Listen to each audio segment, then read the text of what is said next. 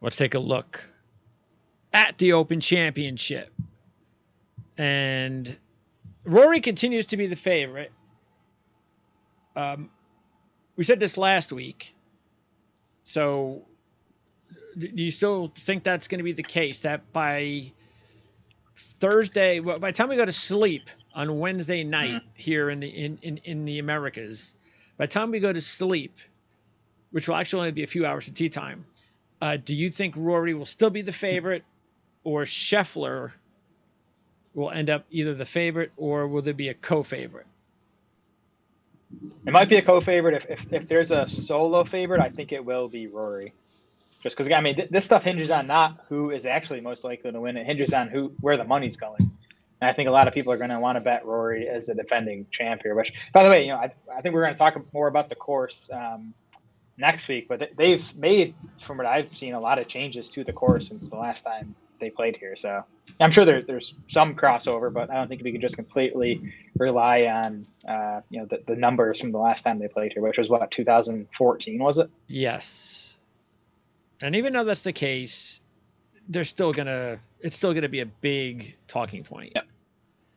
And you're right. Sure. I think a lot of people are, because Rory now has 6 top 5s out of 13 Open Championships with a runner-up and a win, and the only win being at Liverpool. That's going to mean something. 3rd last year. We saw how close he was.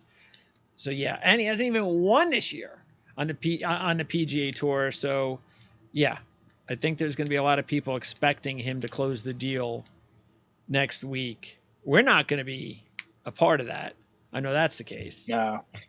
I mean, I hope so. I hope Scotty Scheffler stays at 9, because I don't know if you've caught this, but DraftKings most weeks offers a plus 300 boost for outright bets. They'll tack 300 points onto any bet. So if I can use that boost to get Scheffler up to 12-1, I might just unload the clip on Scheffler and just kind of make that the majority of my card.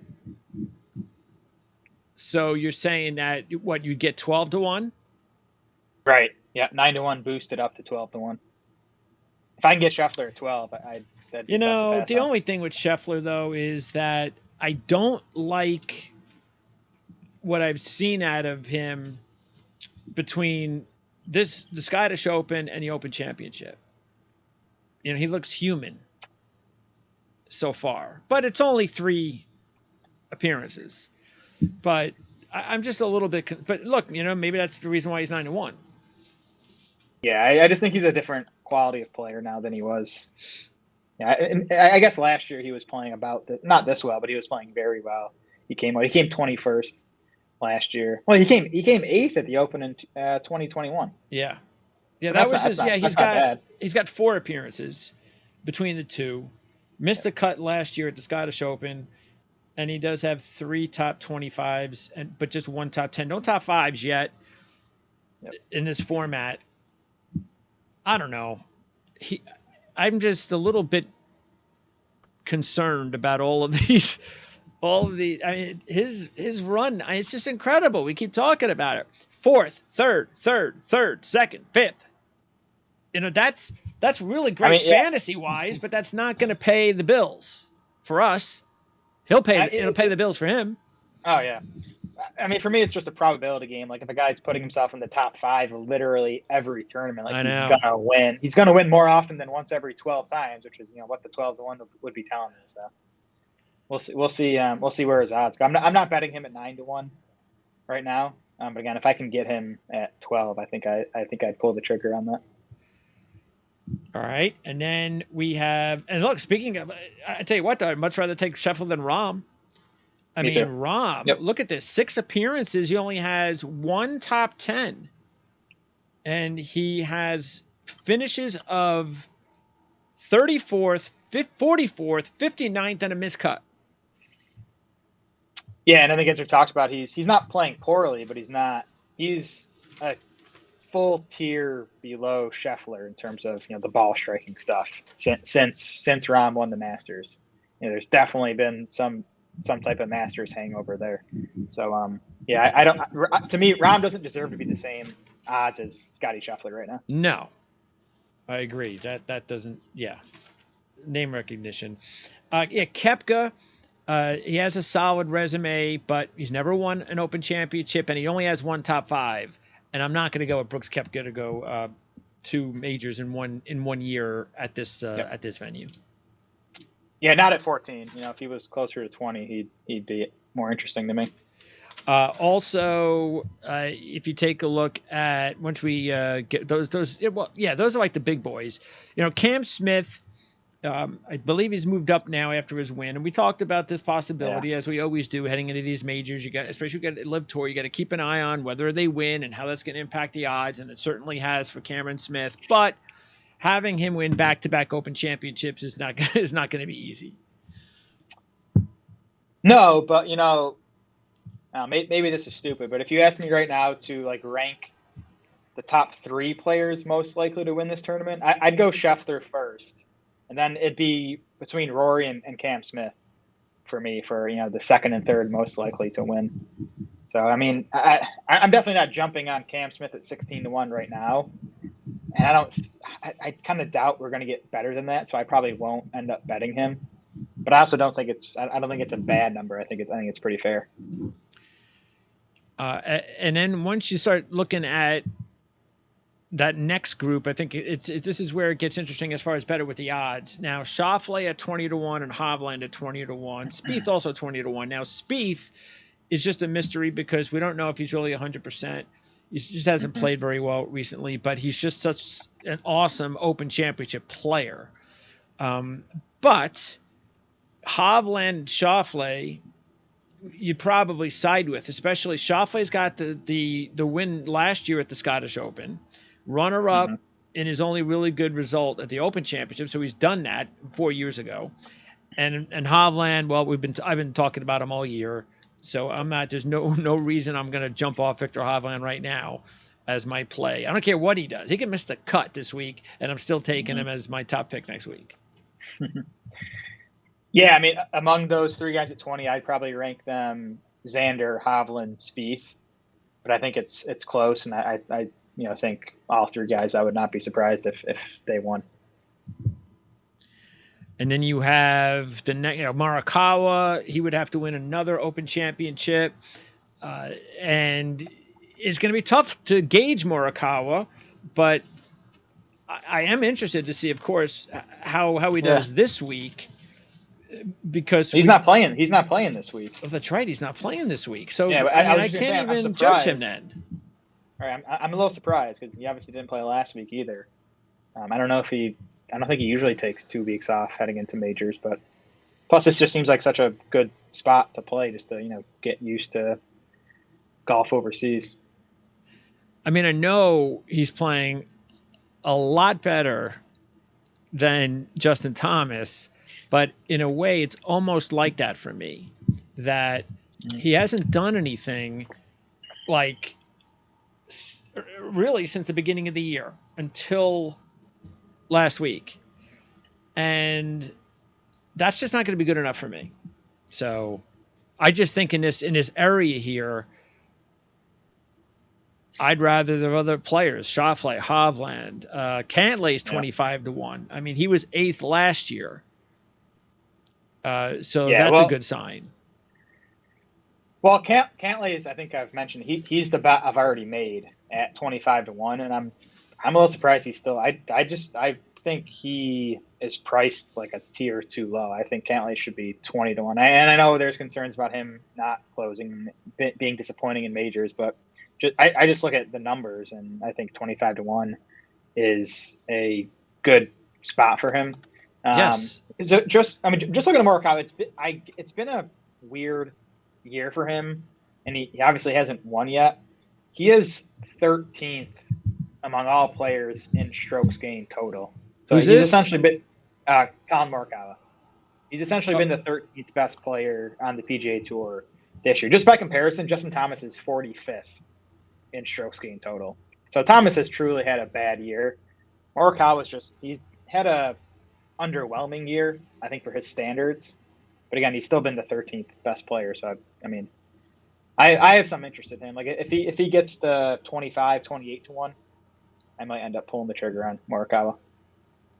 Cantlay, if you're thinking about it, I would take him if this Yes. week because of the fact Yep. that I like him this week, and if he does wind up winning or contending for a win, that, like you said, then definitely once the odds open up after a day or two, I think those odds will definitely be more like you're talking about, more like 20-1 or better or lower.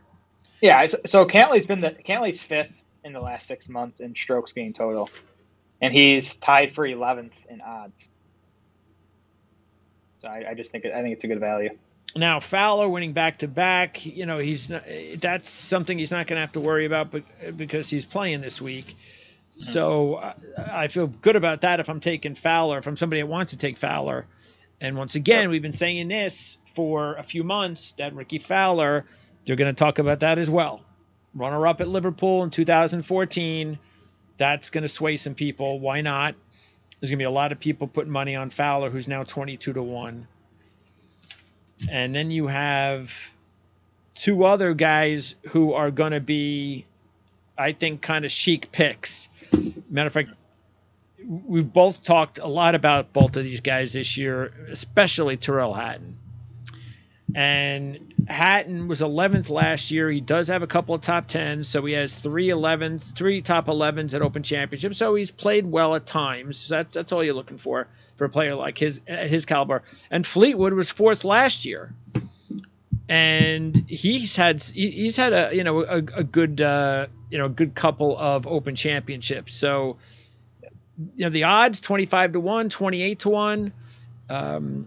Matter of fact, Fleetwood was runner-up in 2019 as well. So runner-up in 19 and 4th last year. And he's also played well at the Scottish Open. Yeah, I get it with all that stuff. To me, those guys are just priced, I guess.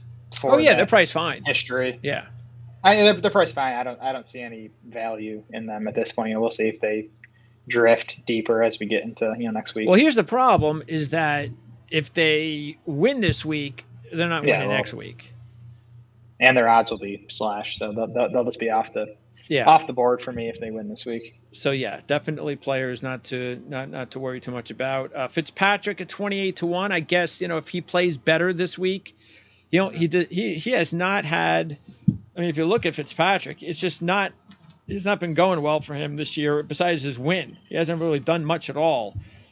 And he's played the Open Championship 7 times. He doesn't have a top 15. Yep. So he's had a strange season. Yeah, I don't know. I mean, if he plays well this week, he's played well at the Scottish Open before, so I'm not even sure that I would, I don't know. Yep. I mean, he didn't play well at the U.S. Open until he won. He's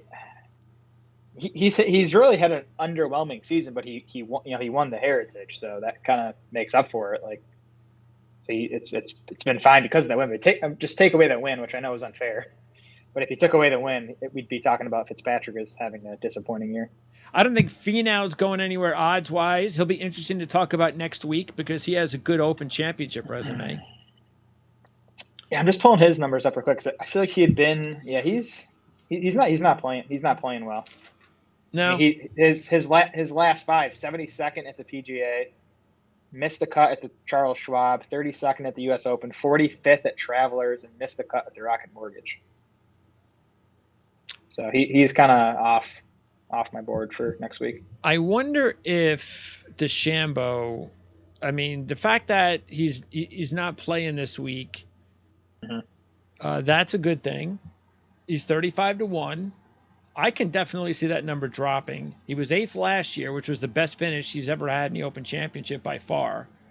Yep. So I can see his odds dropping a little bit. I don't think he's a bad. I think he's fine at 35-1. I mean, I if I was considering taking him, I don't think you're going to get better odds than that.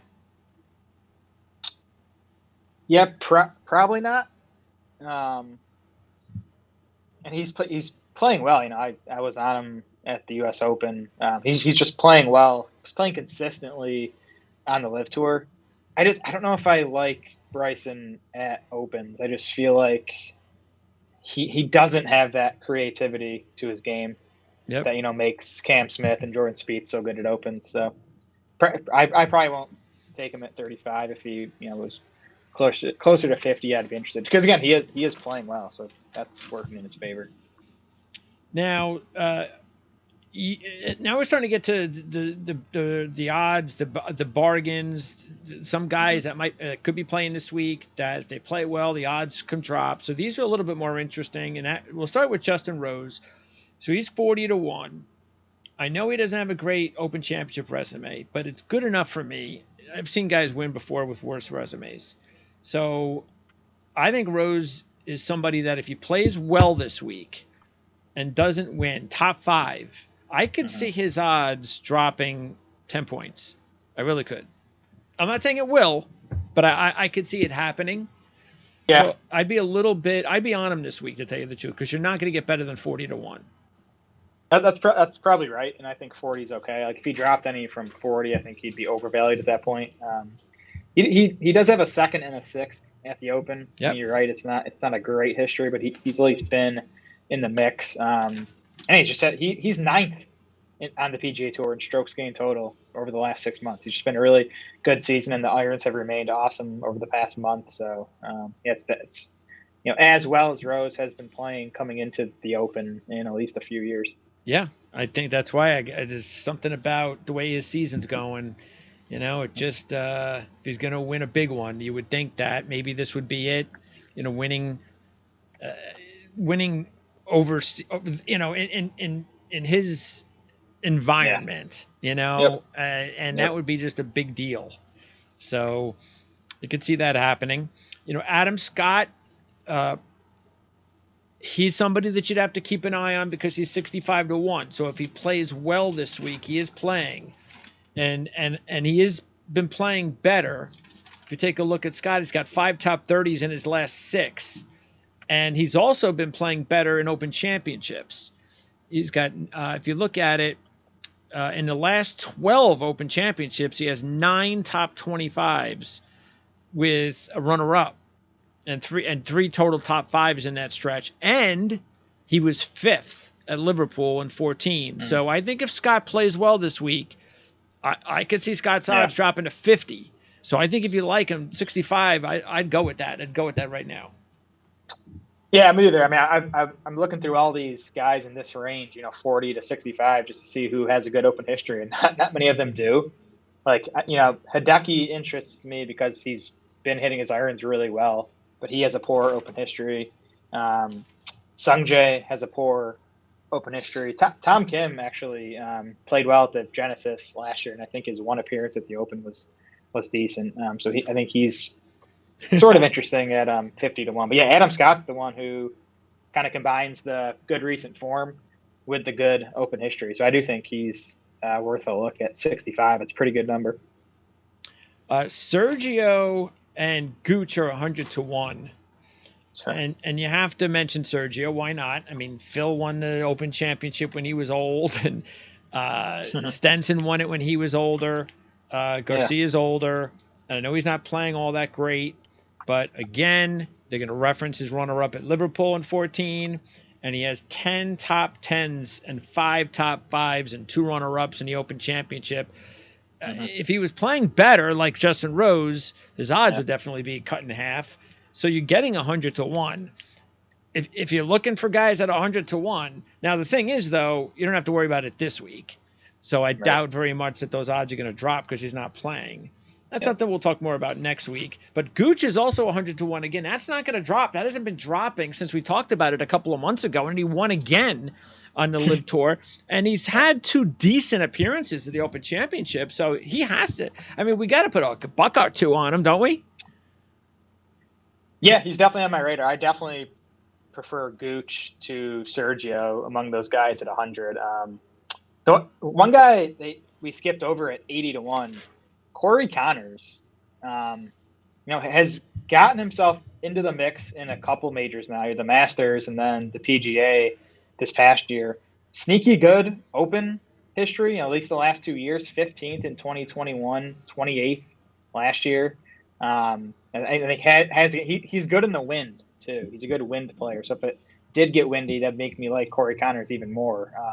So 80-1, Connors is definitely on my radar. Well, he's playing this week, and so if he does well, then that number should drop. So this would be a good week to take Connors.